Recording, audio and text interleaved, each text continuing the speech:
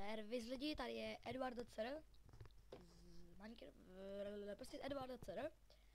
A tohle je moje první video, teda informačka. A tady bych vám chtěl jenom říct pár věcí ohledně mého kanálu a co se bude dít, takže do popisku videa vám dám Facebook stránku a tam budete moct hlasovat no prostě co mám natáčet a tak, teda co chcete. První možnost je tam Minecraft, druhá možnost je tam Jokbox, třetí Counter Strike, čtvrtá League of Legends a pátá Flatout.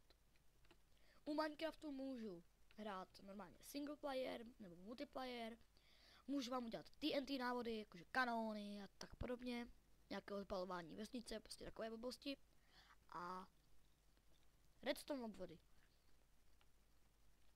Takže to by byl Minecraft.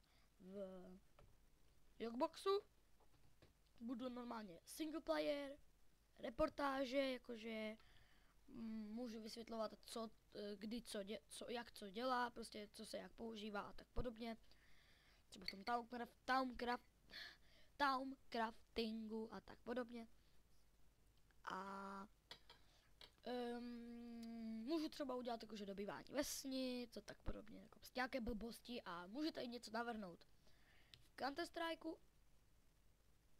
Counter-Strikeu můžete si vybrat single player, multiplayer, anebo vám můžu udělat návod na hacky, anebo prostě s kámošema můžeme hackovat na nějakých serverech a ještě tady je gun game a paintball.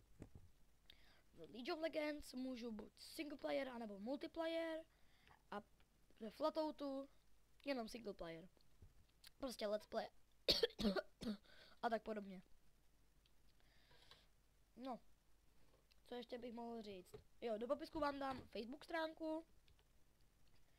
A to by mohlo být pro dnešek zatím všechno, já se budu těšit do dalšího videa, takže